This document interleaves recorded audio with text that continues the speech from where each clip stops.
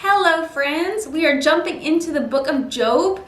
I think Job is one of the most famous books of the Bible. A lot of non-Christians or non-believers have heard about the story of Job and knowing about a man that faced a lot of difficulty and trials and tribulations. His body, his life, his family, his property, his possessions, his wealth, his everything.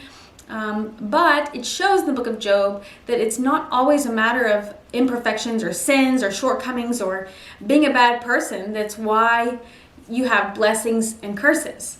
So many people believe that if you're a good person that you'll be blessed, and if you're a bad person you'll be cursed. Because it says that in the older books of the Bible, like Leviticus and Deuteronomy. But there are exceptions. And one of the biggest exceptions of all is so that God can be glorified. It can test our faith. It can strengthen us as a person, a believer, to give us more confidence to face difficulties. When we don't face difficulties, you become kind of a weak person. We have to be tested and trialed and to face things that challenge our faith and challenge our trust in God and encourage us to persevere under difficulty. No matter what we're going through, whether you're a fantastic person and you're a really, really good person, you might still face difficulties. It's not because God hates you. That has nothing to do with it.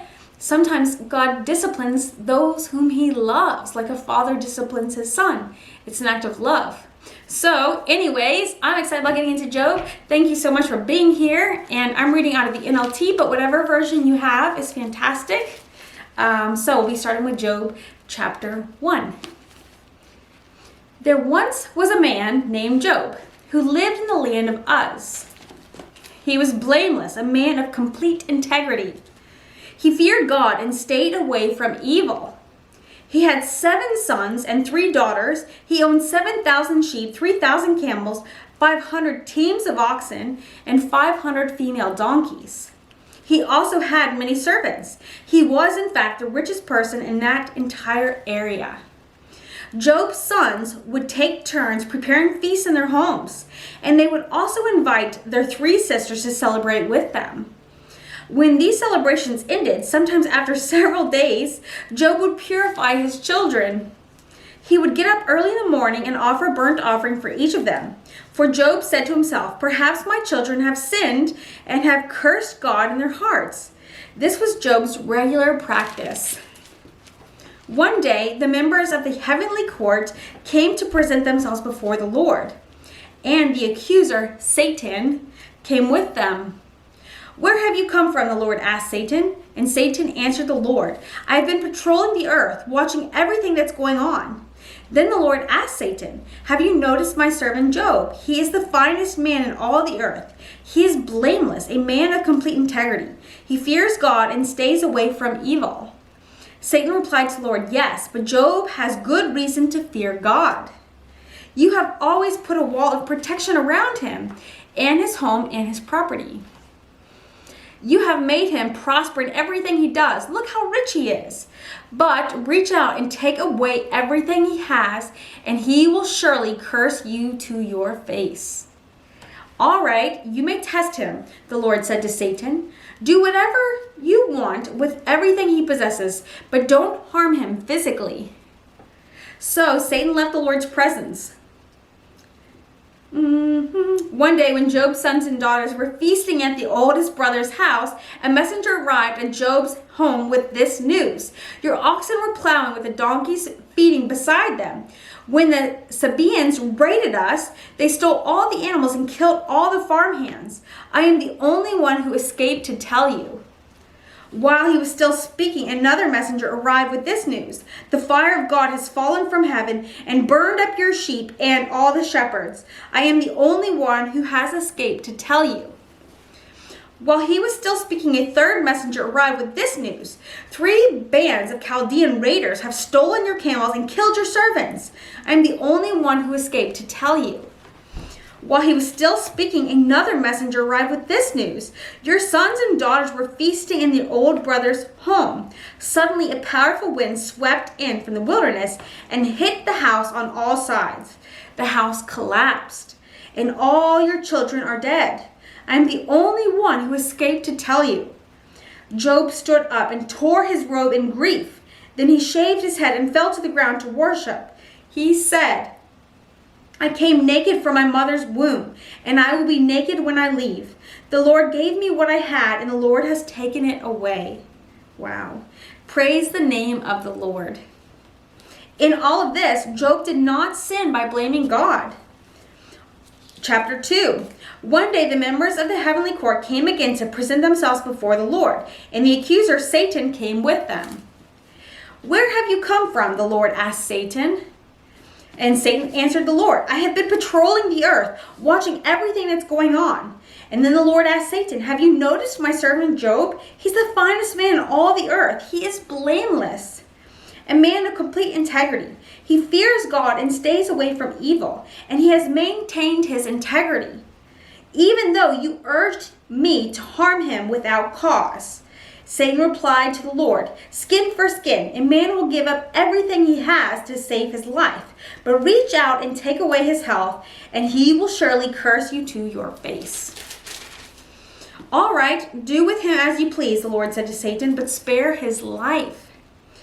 So Satan left the Lord's presence, and he struck Job with terrible boils from head to foot. Job scraped his skin with a piece of broken pottery as he sat among the ashes. His wife said to him, are you still trying to maintain your integrity? Curse God and die. What a wife, huh?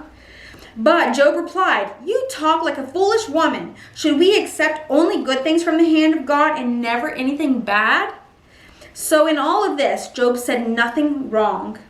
When 3 of Job's friends heard of the tragedy he had suffered, they got together and traveled from their homes to comfort and console him. Their names were Eliphaz, the Temanite, Bildad the Shumhite, and Zophar the Naamathite. When they saw Job from a distance, they scarcely recognized him. Wailing loudly, they tore the robes and threw dust into the air over their heads and to show their grief. Then they sat on the ground with him for 7 days and nights. No one said a word to Job, for they saw that his suffering was too great for words. Let's go ahead into chapter 3 of Job. At last Job spoke, and he cursed the day of his birth. He said, let the day of my birth be erased, and the night I was conceived. Let the day be turned to darkness. Let it be lost, even to God on high. And let no light shine on it. Let the darkness and utter gloom claim that day for its own. Let a black cloud overshadow it, and let the darkness terrify it. Let that night be blotted off the calendar, never again to be counted among the days of the year, never again to appear among the months. Let the night be childless, let it have no joy. Let those who are experts at cursing, whose cursing could rouse Leviathan, curse that day. He's very seriously struggling, isn't he? Let its morning stars remain dark. Let its hope for night, but in vain. May it never see the morning light. Curse that day for failing to shut my mother's womb, for letting me be born to see all this trouble. Why wasn't I born dead? Why did I die as I came from the womb? Why was I laid on my mother's lap? Why did she nurse me at her breasts? Had I died at birth, I would now be at peace. I would be asleep and at rest. I would rest with the world's kings and prime ministers, whose great buildings now lie in ruins. I would rest with princes rich in gold, whose palaces were filled with silver. Why wasn't I buried like a stillborn child, like a baby who never lives to see the light? For in death the wicked cause no trouble, and the weary are at rest. Even captives are at ease in death, with no guards to curse them. Rich and poor are both there, and the slave is free from his master. Oh, why give light to those in misery and life to those who are bitter? They long for death, and it won't come. They search for death more eagerly than for hidden treasure. They're filled with joy when they finally die, and rejoice when they find the grave. Why is life given to those with no future? Those God has surrounded with difficulties. I cannot eat for sighing. My groans pour out like water. What I always feared has happened to me. What I dreaded has come true. I have no peace, no quietness. I have no rest. Only trouble comes. This poor man is really struggling. So that is Job 1-3, and there's already been a lot that's happened. Job has lost his children, he's lost his property, he's lost all of his items, his things, the things that belonged to him and were precious to him.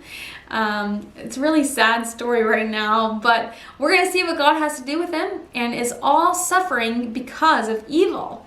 I tend to think it's not. There are so many other reasons, like glorifying God and building our character. So if you're going through any trouble or tribulation, keep on pressing because God is with you. Bye-bye. Have a great night.